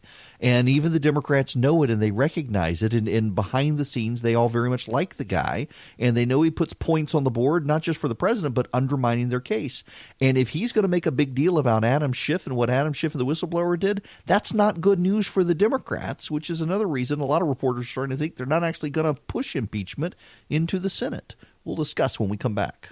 The phone number here, 877-97-ERIC, 877-973-7425. I mentioned earlier the Democrats still having trouble getting traction over how to handle impeachment and getting support from voters. I played this in the first hour, but it's worth going back to Chris Cillizza, paragon of conventional wisdom at CNN, talking about why he thinks voters aren't really caring about impeachment right now. Yeah, and I'd say, Jim, that Democrats, if you asked them last Friday, did those hearings go how you wanted them to, they would say, not in our wildest dreams did we think Gordon Sondland, for example, would say, yes, there was a quid pro quo, that those hearings went better than they could have imagined. So I would say Democrats would have been much happier if those numbers had moved up 5 or 10 points. But I would also caution that we, people like you and I, are paid to follow this stuff extremely closely. The average person is gearing up for Thanksgiving, looking ahead to Christmas. And so I think there's an element to which we have to take a big cleansing breath and think to yourself, it's possible that this will take a little bit longer to seep into the body politic, the average voter, and then let's give it 2, 3, 4 weeks and see where we're at. Listen, I'm not a huge fan of the Chris Cillizza analysis of anything. I'm sorry. I heard this audio in the first hour, and it dawned on me part of what he said at the end. Let me replay this, and so you can hear why my brain is frozen on this. I want to highlight for you a section, and again, I realize I played this in the first hour, but it suddenly tripped a switch in my brain this time that it didn't the first time. And what's so interesting is that I can see in the audio file, in the WAV file, there's a pause before he says this part, and I want to get there with you, but let's play this again, and then we need to highlight this. Yeah, and I'd say, Jim, that Democrats, if you asked them last Friday, did those hearings go how you wanted them to, they would say, not in our wildest dreams did we think Gordon Sondland, for example, would say, yes, there was a quid pro quo, that those hearings went better than they could have imagined. So I would say Democrats would have been much happier if those numbers had moved up 5 or 10 points. But I would also caution that we, people like you and I, are paid to follow this stuff extremely closely. The average person is gearing up for Thanksgiving, looking ahead to Christmas. And so I think there's an element to which we have to take a big... Listen to the inhale there. Here we go. Listen to this last part. Cleansing breath and think to yourself, it's possible that this will take a little bit longer to seep into the body politic, the average voter, and then let's give it 2, 3, 4 weeks and see where we're at. Let's give it 2, 3, 4 weeks and see where it's at. Y'all, this started in September. We began having inquiries in October. We had public testimony over a multi-week period in November. They're going to have more this week. And, impeachment polling shifted between the beginning of the year and the Ukraine matter because of the Ukraine matter. And it hasn't gone any further. It hasn't gone any further. And the reason it hasn't gone any further is because the Democrats are having a hard time getting any Republicans. Remember, they said it needed to be bipartisan, and thus far it hasn't. And one of the reasons that they're having a hard time getting Republicans and even independents now is, well, listen to Robert Johnson. He's the founder of BET, Black Entertainment Television. When you take a look at what President Trump has done in the last several months, particularly the conversations surrounding the U.S.-China trade spat, is this his to lose, do you think? I think the president has always been in a position where it's his to lose, based on he's bringing a sort of a disruptive force into what would be called political norms. I don't care whether it's the way he conducts foreign policy, the way he takes on the government agencies, and whether he deals with immigration. He brings his style. Now, a lot of people, particularly those who voted for him and those who will vote for him again in the next election, like that style. I think what the Democrats have to do is to be careful not to get caught up in stylistic Trump and more in substantive Trump. Stylistic versus substantive Trump. There are a lot of voters who like the style of the president. And it comes off right now. In fact, Axios has a story out today, Trump the marketer in chief when it comes to impeachment. That he has his own messaging on impeachment. Well, and this is befuddling Democrats on the campaign trail, because the Democrats on the campaign trail would actually like to be talking about impeachment because it provides them a great contrast with Donald Trump. It provides them a way to distinguish themselves against the president. Instead, they're having some really embarrassing moments on the campaign trail, including for Mike Bloomberg, who had this appalling interview with Margaret Hoover on PBS, where he denies the Communist Party regime is a dictatorial regime. Listen, this is Margaret Hoover on PBS interviewing Mike Bloomberg about climate change, and she brings up China. You need to listen to how Bloomberg characterizes this. Well, if I way to build it up and then mess myself up. Here we go. States currently accounts for about 15% of global greenhouse gas emissions. Yes. China accounts for roughly 30% of greenhouse gas emissions. How do we, even if we get to net zero, how do you get China, India, and the other countries to be good partners? China is doing a lot. Yes, they're still building a bunch of coal-fired power plants. And they're still burning coal. Yes, they are. But they are now moving plants away from the cities. The Communist Party wants to stay in power in China, and they listen to the public. When the public says, I can't breathe the air, Xi Jinping is not a dictator. He has to satisfy his constituents, or he's not going to survive. He's not a dictator? No, he has to. He has a constituency to answer to. He doesn't have a vote. He doesn't have a democracy. He doesn't. That he's doesn't not held mean he can accountable by survive voters. if his advisors gave is him. the check on him just a revolution? You're not going to have a revolution. No government survives without the will of the majority of its people. Okay? It's just he has to deliver services.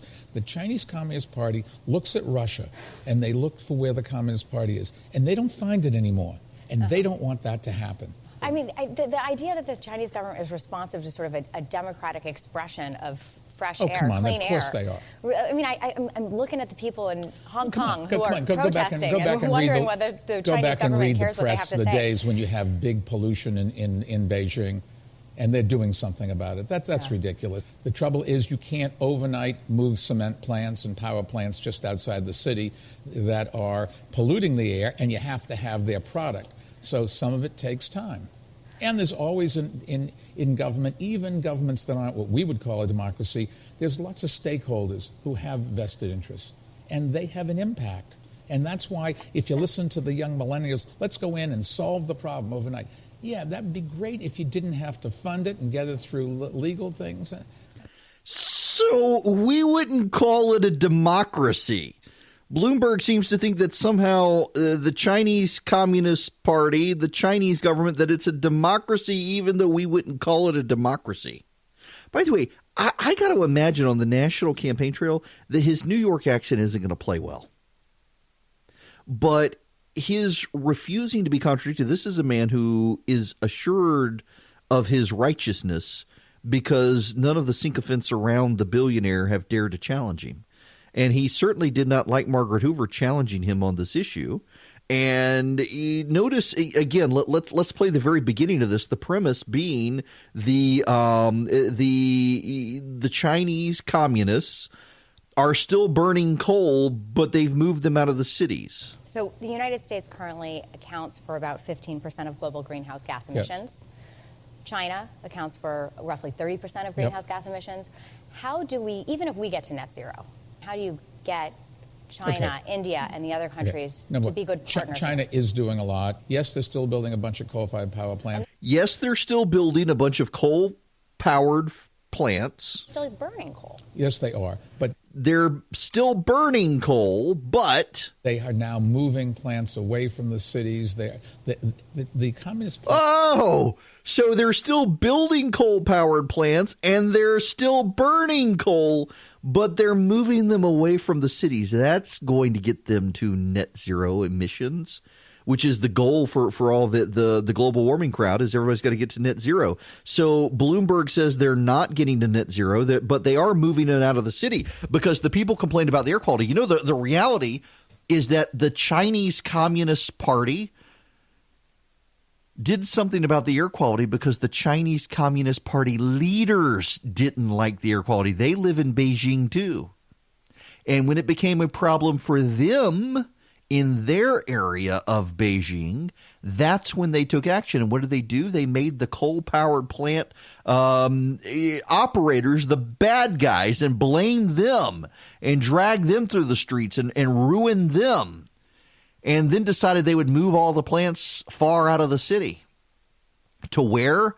To poorer areas that have the exact same problems but are less prone to be mobilized. I mean, that's the problem here, and that Bloomberg seems too clueless or unwilling to acknowledge is that what happened is China moved all the stuff out into smaller cities and villages where the exact same problems are happening with the exact same bad pollution standards, but now there's not a mob of people in the city.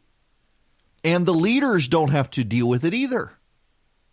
But, I mean, Bloomberg's logic, Margaret Hoover's right to call him on this, and he's so dismissive of it that in a communist regime, what happens? You got to have some level of revolution.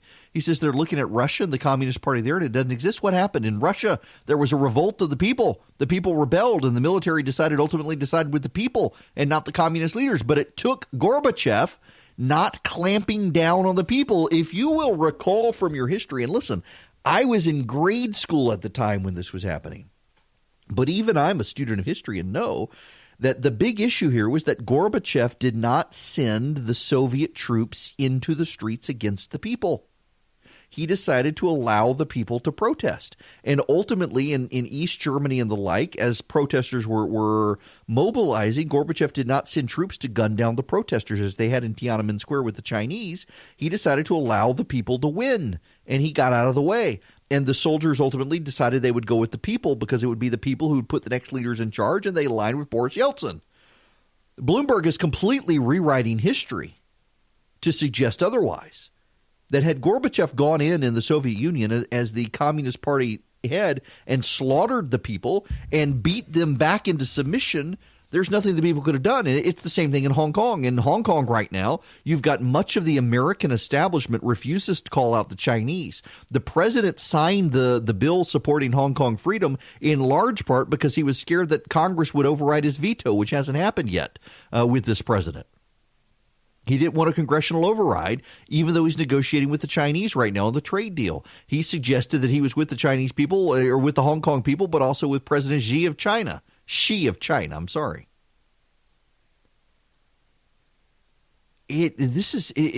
mind-numbing to have Mike Bloomberg defending the Chinese communists. Where are the rest of the Democrats here? Elizabeth Warren should be out tearing him up on this.